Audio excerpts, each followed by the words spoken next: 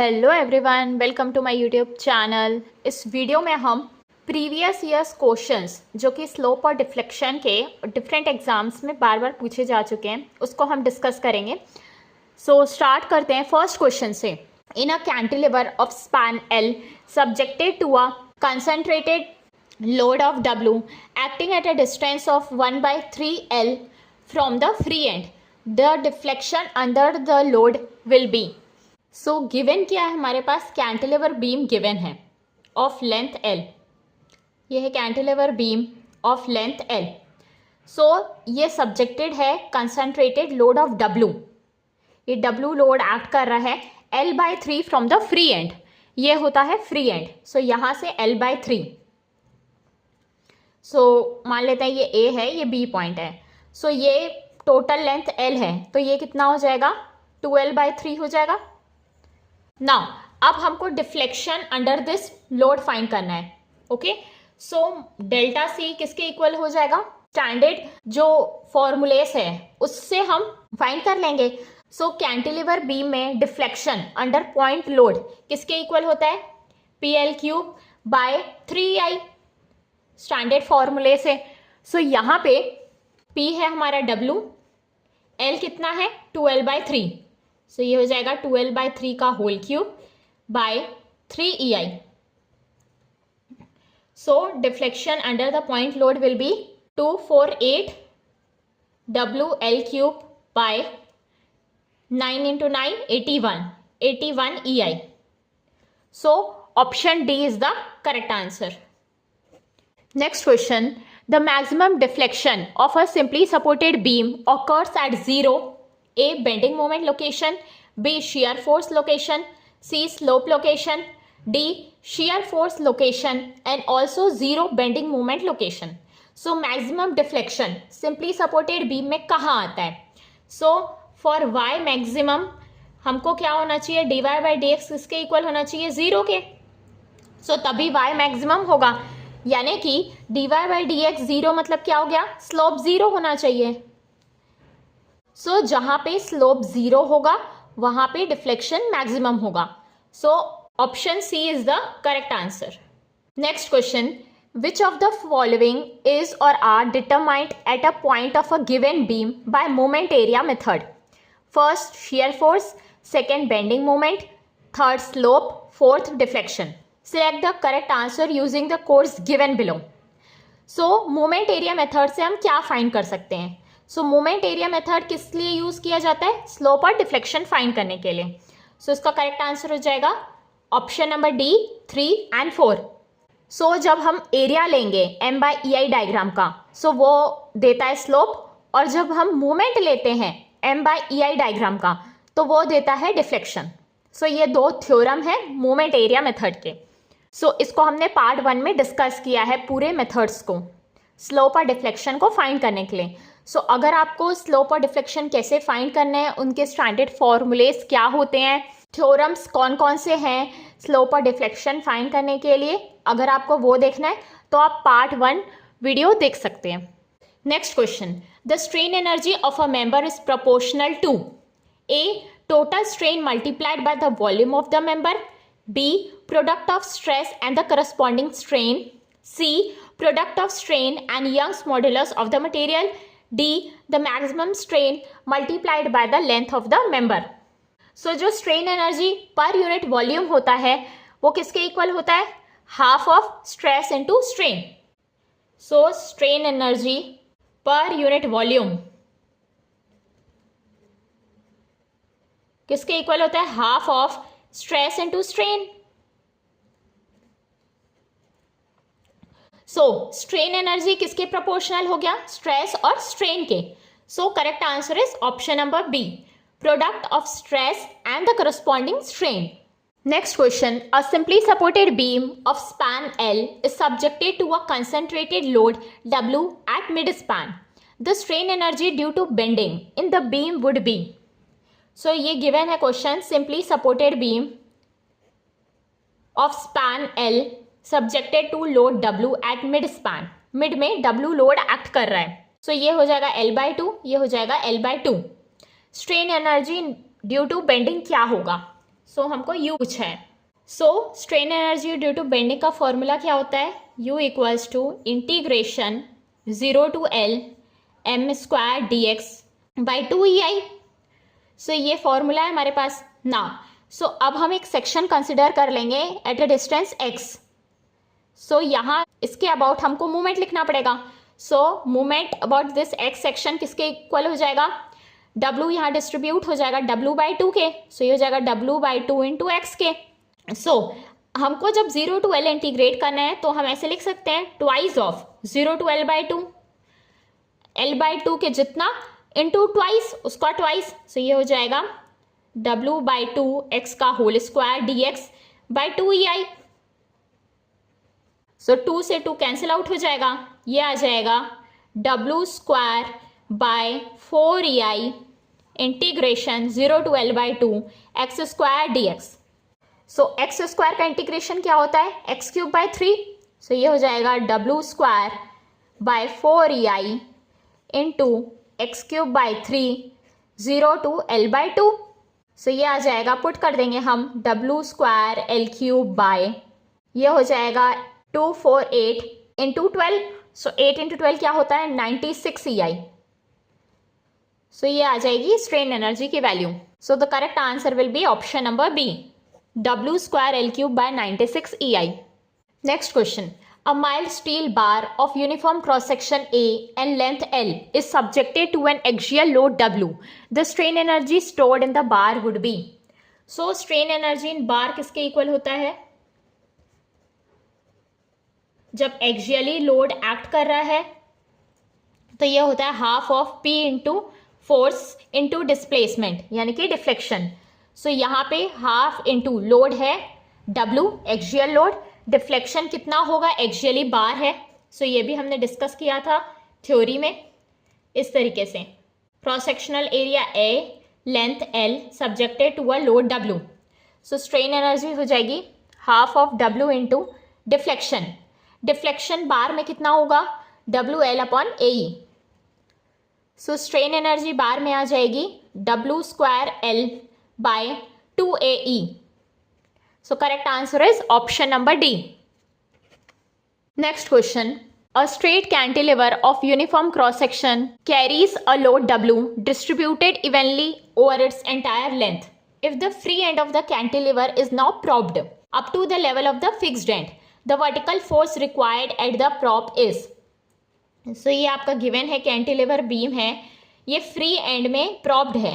So ये होता है propped cantilever beam. सो ये कैरी कर रहा है लोड W यानी कि डिस्ट्रीब्यूटेड इवनली यानी कि यूडीएल है यहाँ पे। W यूनिट लेंथ में ये एक्ट कर रहा है।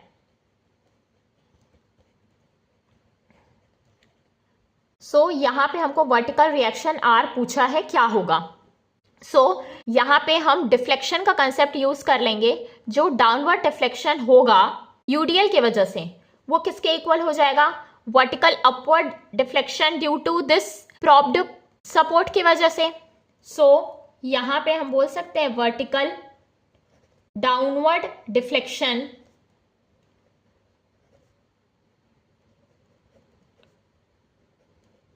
ड्यू टू यूडीएल किसके इक्वल हो जाएगा? Upward deflection due to R. So इसके वजह से जो डिफ्लेक्शन होता है उसका फॉर्मूला क्या होता है? Standard formula WL4 by 8EI, right. So upward deflection, जब नॉर्मल हमारा ये जो बीम है कैंटिलीवर बीम, उसके वजह से अपवर्ड डिफ्लेक्शन कितना होगा? WL³ bye 3EI। सो यहाँ पे W क्या है? R। So R into L³ by 3EI। So ये L³ कैंसिल आउट, ये कैंसिल आउट हो जाएगा तो R आ जाएगा 3/8 of W। So correct answer is option number A। क्योंकि ये जो बीम है ये डिफ्लेक्शन शो नहीं कर रही, मतलब ये रिस्ट्रेंड है डिफ्लेक्शन से। सो जो डाउनवर्ड डिफ्लेक्शन है वो वर्टिकल डिफ्लेक्शन के इक्वल हो जाएगा। सो वहां से R आ जाएगा। ये सब क्वेश्चंस प्रीवियस ईयर्स में आ चुके हैं। So next question, a propped cantilever of span 4 meter is fixed at A and propped at B. The beam carries a UDL of 1 tons per meter over the entire span. The reaction at B is. So ये different type का question है, इसमें numerical values given है, बाकी सब same ही question है जो अभी हमने डिस्कस किया. सो यहाँ पे ये बोल रहा है ये फिक्स्ड ए में है, बी में ये प्रॉप्ड है. तो यहाँ पे एक रिएक्शन एक्ट करेगा आर. सो ये यूडीएल एक्ट कर रहा है बीम में 1 टन्स पर मीटर का. रिएक्शन एट बी पूछा है, सो सेम कंसेप्ट हम लगा लेंगे. So downward deflection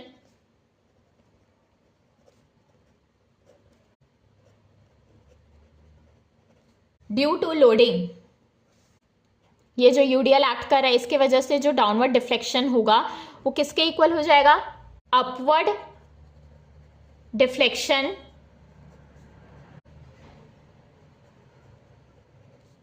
due to reaction R. So downward कितना है WL4/8EI. सो अपवर्ड कितना है RL3/3EI. सो ये कैंसिल आउट हो जाएगा. सो R यहाँ से आ जाएगा 3/8W. सो वैल्यूज पुट कर देंगे. 3/8 इंटू W क्या है हमारे पास 1 टन्स पर मीटर. सो हमारे पास कितने लेंथ का स्पान है 4 मीटर का. सो ये हो जाएगा इंटू 4 मीटर. सो ये R आ जाएगा 1.5 tons. So the correct answer is option number D. Next question. Match list 1 strain energy with list 2 gradually applied load and select the correct answer. Sigma यहाँ पे diameter stress है, tau shear stress है, mx bending moment है, e modulus of elasticity है, g modulus of rigidity है, I area moment of inertia है, v volume है. So ये हमने डायरेक्ट डिस्कस किया था थ्योरी पोर्शन में. स्ट्रेन एनर्जी और जिस तरीके का लोड रहेगा उस तरीके की हमारी स्ट्रेन एनर्जी रहेगी उस अकॉर्डिंग. सो ये हमको मैच आउट करना है. सो जब एक्सियल लोड एक्ट करता है तो स्ट्रेन एनर्जी किसके इक्वल हो जाती है, जब एक्सियल लोड है. सो ये होती है half of stress into strain, यानी कि sigma by E into volume. So ये हो जाएगा sigma square by 2E into V. So axial load का क्या आ जाएगा, फर्स्ट का ए, राइट. सो ए का फर्स्ट हो गया. सो ए का फर्स्ट किस किस में है, बी और डी में. Now strain energy due to bending वो किसके इक्वल होती है, integration 0 to L m² dx/2EI. So second का डी, मतलब कि डी का सेकेंड हो गया. अब दोनों साइड से देख सकते हैं मैचिंग में. सो डी का सेकेंड किस में है, ये दोनों में है, राइट. सो बी ऑप्शन और डी ऑप्शन में ये ए और डी दोनों मैच कर रहा है. अब हम बी और सी देखेंगे. सो जब शेयर लोड एक्ट करता है स्ट्रेन एनर्जी इन शेयर होती है τ²V/2G, यानी कि बी का थर्ड. सो ये हो जाएगा बी का थर्ड. और जब टॉर्शनल लोड होता है तब 4G होता है. सो τ²V/4G, यानी कि सी का 4. सो the correct answer is option number D. इसको आप पार्ट 1 वीडियो में देख सकते हैं, उसमें मैंने ये एक्सप्लेन किया है. Next question. Match list 1 loading with list 2 rotation. List 1 में आपको दिया है लोडिंग कंडीशंस क्या है, लिस्ट 2 में पूछ रहा है रोटेशन कितना होगा. सो फर्स्ट केस क्या है, cantilever with concentrated load W at end. So rotation यानी कि स्लोप, इसका स्लोप किसके इक्वल होता है, WL²/2EI. सो ये स्टैंडर्ड फॉर्मूला है. सो फर्स्ट का 3 हो गया, इसका थर्ड हो गया. Next, cantilever with UDL W per unit length across the complete span. So cantilever में जब UDL एक्ट कर रहा है W, तो स्लोप क्या हो जाएगा, WL²/6EI. ये भी स्टैंडर्ड फॉर्मूला है. सो सेकेंड का fourth. Now see, simply supported beam with concentrated load W at the centre. Simply supported beam में जब W लोड एक्ट करता है सेंटर में तो स्लोप किसके इक्वल होता है, WL²/16EI. सो सी का first. Next, simply supported beam with UDL W per unit length across the complete span. So W is equals to WL. So simply supported में जब यूडीएल एक्ट करेगा तो इसका भी हमने स्लोप पढ़ा था, किसके इक्वल होता है? सो इसका स्लोप होता है WL²/24EI। सो डी का हो जाएगा सेकेंड। सो 3 4 1 2। सो यहाँ आप देख सकते हैं 3 4 1 2, option B is the correct answer. Next question, what is the total strain energy of a member subjected to an axial stress F? E यहाँ पे यंग्स मॉड्यूलस है। सो टोटल स्ट्रेन एनर्जी जब axial stress act कर रहा है, so हमने पढ़ा है formula, strain energy is equals to half of force into displacement. So यहाँ पे फोर्स मान लेते हैं P है, डिस्प्लेसमेंट मान लेते हैं डेल्टा L है। सो हाफ ऑफ, इस इक्वेशन को हम इस तरीके से कन्वर्ट करेंगे कि यहाँ पे हमारे पास स्ट्रेस आए, तभी हम ऑप्शंस को सिलेक्ट कर सकते हैं। सो P/A करेंगे तब स्ट्रेस आ जाएगा। सो P को A से डिवाइड कर दो। नाउ इस इक्वेशन में हमने A से डिवाइड किया है तो A से मल्टीप्लाई कर लेंगे। नाउ यहाँ पे आप देख सकते हैं F² F दिया है, राइट? सो इसको एक मीनिंगफुल स्टेट में लिखने के लिए हम इसको L से डिवाइड करेंगे और L से मल्टीप्लाई करेंगे। सो यह हो जाएगा half of P/A into delta L by L into AL। So ये हो जाएगा half of stress, P/A stress हो गया, del L by L strain हो गया। स्ट्रेन किसके इक्वल होता है? स्ट्रेस यानी कि F by Young's modulus E के इक्वल होता है। सो ये हो जाएगा F बाय, सो यहाँ पे स्ट्रेस F गिवन है, सो इसको हम F लिखेंगे। सो स्ट्रेन F/E हो गया, एरिया इंटू लेंथ वॉल्यूम के इक्वल हो जाएगा। सो स्ट्रेन एनर्जी हो गया F²V/2E। So the correct answer is option number A, F²/2E into volume of bar. So ये हमने डायरेक्ट रिलेशन भी देखा है, स्ट्रेन एनर्जी किसके इक्वल होती है? Half of stress into strain into volume के। यहाँ हमने डिराइव करके बता दिया है। Next question, what is the deflection at the hinge for the beam shown? So deflection at hinge यानी कि डिफ्लेक्शन बी में पूछा है कितना होगा। सो यहाँ पे आप देख सकते हैं बीम सिमेट्री है। So half of the load इधर जाएगा, हाफ ऑफ द लोड इधर ट्रांसफर होगा। ए बी पोर्शन में हाफ और बी सी पोर्शन में हाफ। सो इसको हम सेपरेटली ले लेंगे। सो ये हो जाएगा ए पार्ट, यहाँ पे ये हिंज है तो एक लोड यहाँ पे एक्ट करेगा P/2 का, P/2 इधर चला जाएगा आधा।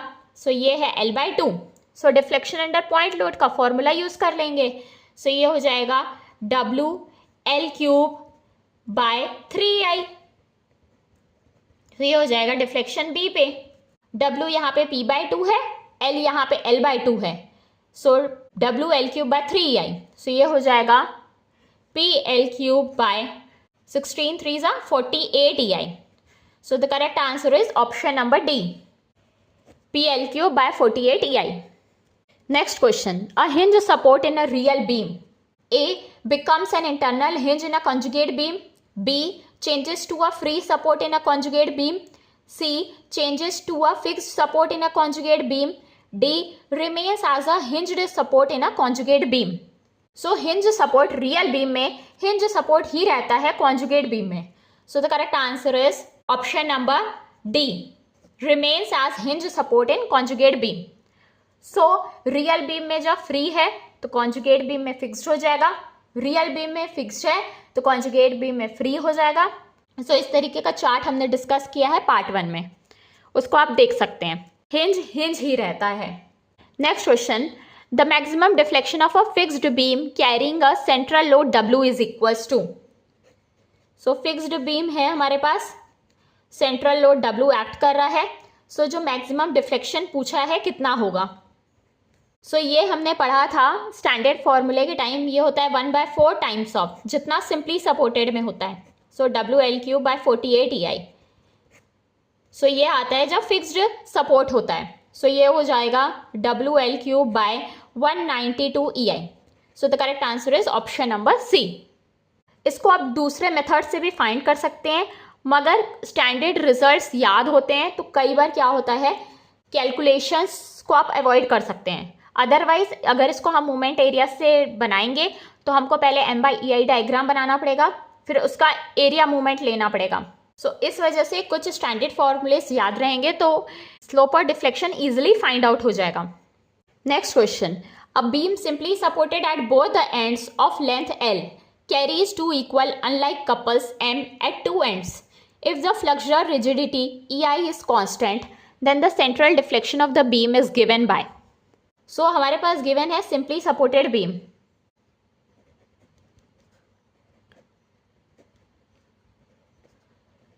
So ये कैरी कर रहा है unlike couples M, यानी कि एक साइड दूसरा साइन का M और एक साइड दूसरा साइन का M. unlike मतलब कि जो इक्वल नहीं है, यहाँ पे क्लॉकवाइज, यहाँ पे anti clockwise. Flexural rigidity EI constant है, तो सेंट्रल डिफ्लेक्शन पूछा है. सो ये मोमेंट ऑफ एरिया मेथड से डायरेक्ट सॉल्व हो जाएगा. सो इसका हम जब M/EI डायग्राम बनाएंगे तो ये कैसे बनेगा, ये इस तरीके से बनेगा, बेंडिंग मोमेंट डायग्राम. सो ये हो जाएगा पॉजिटिव साइड का M/EI. सो हमको डिफ्लेक्शन यहाँ C पे फाइंड करना है. सो डिफ्लेक्शन C के लिए हम क्या करेंगे, इसका एरिया फिर उसका मूवमेंट लेंगे about C. So deflection C किसके इक्वल हो जाएगा, movement of M/EI diagram, movement of area of M/EI diagram between C and B taken about B.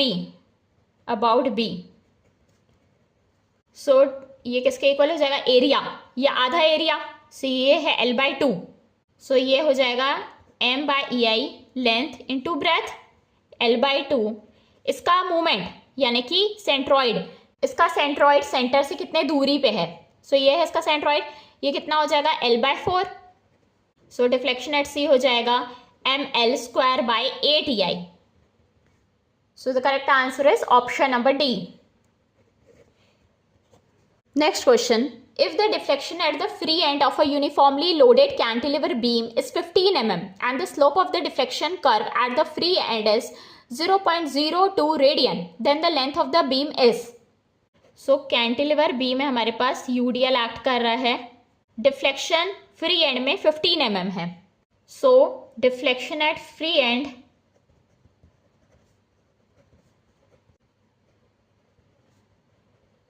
mm है और स्लोप है 0.02 radian.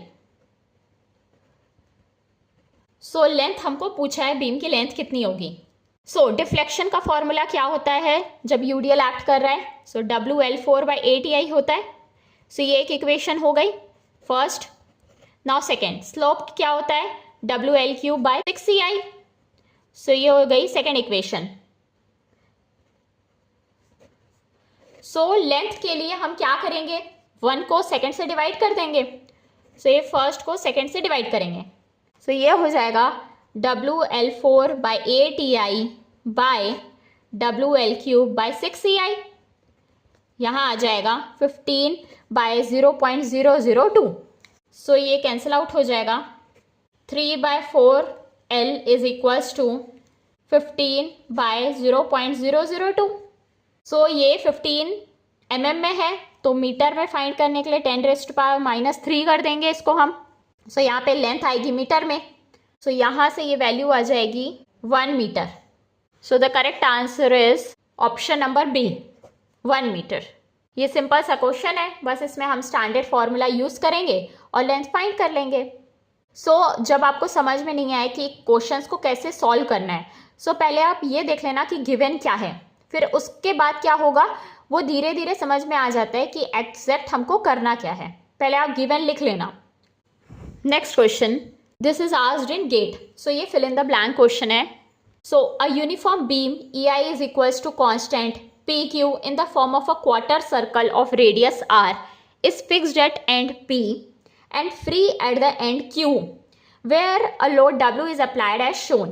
The vertical downward displacement delta Q at the loaded point Q is given by. Deflection at Q is equals to beta WR3/EI. Find the value of beta correct to 4 decimal places dash. So हमको deflection find करना है, right. सो यहाँ पे हम strain energy method use कर लेंगे. So partial derivative of strain energy with respect to load किसके equal होता है, डिफ्लेक्शन के. So partial derivative of strain energy with respect to W, ये किसके इक्वल होता है? डिफ्लेक्शन के। सो डिफ्लेक्शन हमको क्यू में फाइंड करना है। सो ये किसके इक्वल हो जाएगा? इंटीग्रेशन ऑफ 0 टू, सिंस ये एंगुलर है सो ये हो जाएगा π/2, 90 डिग्री है। सो ये फॉर्मूला होता है moment at X X section delta mx by del w dx by EI। So जब हम x सेक्शन यहाँ पे कंसिडर करेंगे सो ये r साइन थीटा हो जाएगा। सो इस सेक्शन के अबाउट जब हमको मोमेंट लिखना होगा तो क्या हो जाएगा? mx हो जाएगा WR sine theta. Next mx का partial derivative with respect to load, यानी कि w क्या हो जाएगा? r sine theta. सो इसकी वैल्यूज हम पुट कर देंगे यहाँ पे 0 to π/2 WR sine theta into r sine theta. ये कितना है? r d थीटा है हमारा, ये small angle d theta. So ये हो जाएगा r d theta. So dx है r d theta by EI। So ये हो जाएगा 0 to π/2 WR square sine square theta d theta into r by EI। ये हो जाएगा 0 to π/2 WR cube sine square theta d theta by EI। सो हमको sign square theta को integrate करना है। सो इसको हम डिवाइड कर देंगे 2 से और मल्टीप्लाई कर देंगे 2 से, तो इजीली हो जाएगा। सो ये हो जाएगा 2 sign square theta d theta by EI। ना हम फॉर्मूला अप्लाई कर देंगे 2 साइन स्क्वायर थीटा का। सो ये हो जाएगा WR cube by 2 EI into integration 0 to π/2 2 sign square theta. ये किसके इक्वल होता है? 1 माइनस कॉस 2 थीटा के। सो ये हो जाएगा इंटू d थीटा। सो ना इंटीग्रेट कर देंगे हम WR क्यूब बाय 2 EI। 1 का integration with respect to theta, theta हो जाएगा कॉस 2 थीटा का क्या होगा? Minus sine theta, so minus sine 2 theta. So 2 theta का बाय 2, सो ये हो जाएगा 0 to π/2। सो WR cube by 2 EI into π/2 plus sine 2 into π/2 यानी कि sine pi by 2। Sine pi 0 होता है। सो ये हो जाएगा WR cube pi by 4 EI। ना ये वैल्यू को गिवन दिया हमारे एक्सप्रेशन में, डिफ्लेक्शन है Q में beta WR cube bye EI। सो हम कंपेयर कर लेंगे। सो आप देख सकते हैं WR cube by EI, WR cube by EI। सो यहाँ पे बीटा क्या हो गया? π/4। सो बीटा की वैल्यू है π/4। सो हमको डेसिमल में पूछा है 4 प्लेसेस ऑफ डेसिमल। सो ये आ जाएगा 0.7854। So this is the correct answer, 0.7854।